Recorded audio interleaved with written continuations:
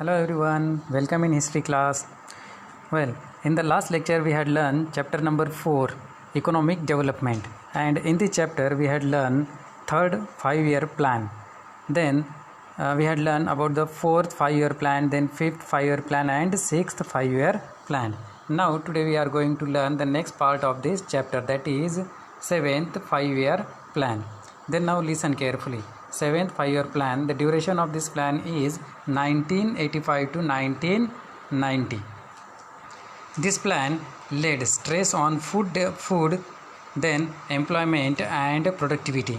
तो ये जो प्लान है सेवेंथ 5-year प्लान, ये ज़्यादा से ज़्यादा स्ट्रेस वहाँ पे दे रहा था फूड के ऊपर, एम्प्लॉयमेंट एंड प्रोडक्टिविटी, इन सब चीज़ों के ऊपर ये प्लान वहाँ पे स्ट्रेस देने वाला था. The objectives of the plan included, तो इस प्लान के कुछ ऑब्जेक्टिव्स वहाँ पे बताए जाते हैं, वो कुछ इस तरह से: development, modernisation, self reliance, social justice, improving the technique of production to achieve an yearly increase in national income of 5% and increase food grain production.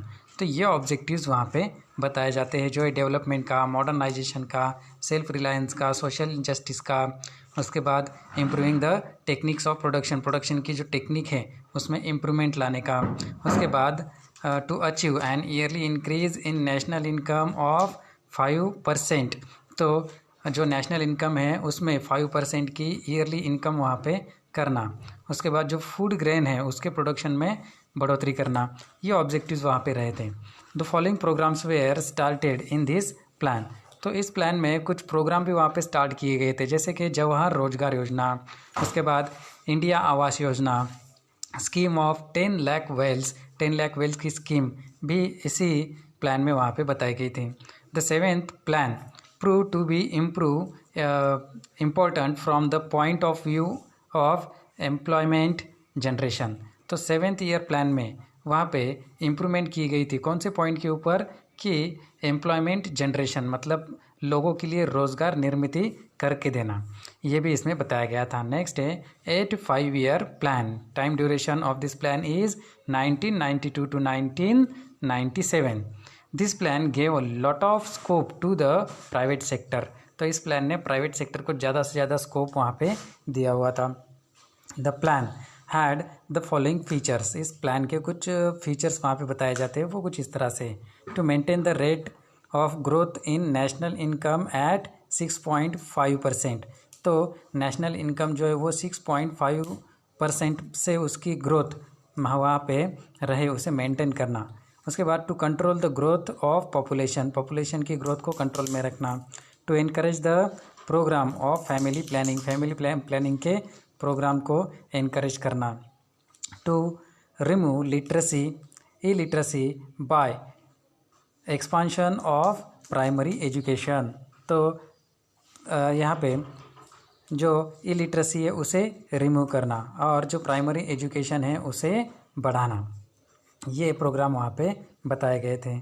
The following programmes were started during this plan, तो इस plan में भी कुछ programme वहाँ पे शुरू किए गए थे, वो कुछ इस तरह से थे: प्रधानमंत्री रोजगार योजना, उसके बाद महिला समृद्धि योजना, राष्ट्रीय सामाजिक, उसके बाद आर्थिक सहाय्य योजना, उसके बाद mid day meal scheme, then Indira Mahila scheme, then Ganga Kalyan scheme.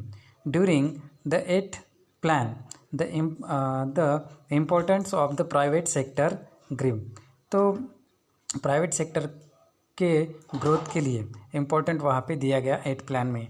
This plan is a reflect of the liberalisation and free market policy adopted in 1991, तो 1991 में वहाँ पे जो फ्री मार्केट पॉलिसी है उसे एडॉप्ट किया गया और लिबरलाइजेशन भी वहाँ पे किया गया, मतलब जो बिजनेस थे, जो इंडस्ट्रीज थी, उनका लिबरलाइजेशन, उन्हें स्वतंत्र वहाँ पे किया गया. ये रिफ्लेक्शन वहाँ पे इस प्लान में दिखा था. Then 9th 5-year plan.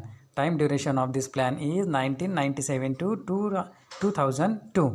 This plan focus on agriculture and rural development, तो ये जो प्लान है वो फोकस करता था एग्रीकल्चर और रूरल डेवलपमेंट के ऊपर. The objectives of the plan were, तो इस प्लान के कुछ ऑब्जेक्टिव्स वहाँ पे बताए जाते हैं, वो कुछ इस तरह से: to increase the rate of growth of the economy, economy की जो रेट है उसे बढ़ाना। Create healthy competition in the infrastructure sector, infrastructure sector में वहाँ पे एक हेल्दी कंपटीशन बनाना। उसके बाद give a new direction to industrial policy for insuring foreign investment, foreign investment के लिए कुछ नई नई पॉलिसीज़ लाना।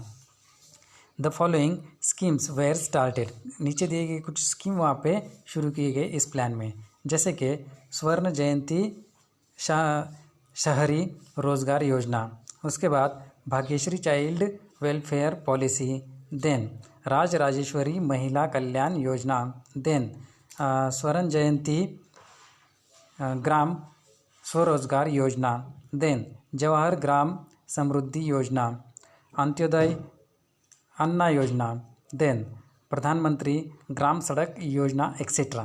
तो ये सारी स्कीम्स, ये सारी चीज़ें वहाँ पे प्रोग्राम बनाए गए।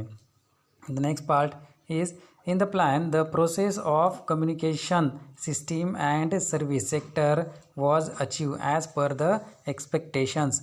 तो जिस तरह से एक्सपेक्ट कर रही थी हमारी कंट्री, इस तरह से जो कम्युनिकेशन सिस्टम है और जो सर्विस सिस्टम है उसके प्रोग्राम वहाँ पे चलाए गए। There was a growth in the field of construction and communication, तो कंस्ट्रक्शन के और कम्युनिकेशन के फील्ड में वहाँ पे ग्रोथ हुई थी।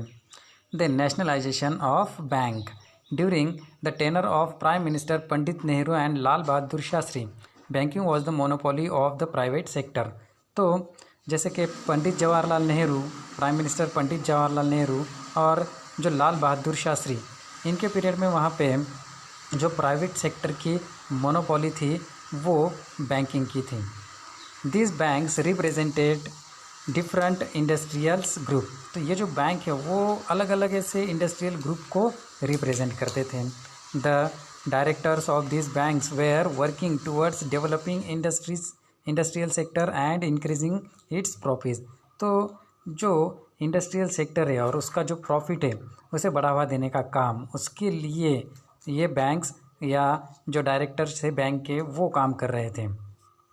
इन ऑर्डर टू स्टॉप दिस, और इसे बंद करने के लिए the government nationalise the imperial bank in 1955 and it got converted into a state bank of India. तो जिसकी वजह से हमारी जो गवर्नमेंट है उसने इस बैंक को नेशनलाइज बैंक किया, मतलब जो इम्पीरियल बैंक थी जो इंडस्ट्रियल सेक्टर को बढ़ावा देने वाली थी, इंडस्ट्रीज़ में जो प्रॉफिट हो रहा है उसे बढ़ावा देने वाली ये बैंक थी, उसे गवर्नमेंट ने नेशनलाइज करके इस इम्पीरियल बैंक को 1955 में बदला और उसका नाम रखा स्टेट बैंक ऑफ इंडिया।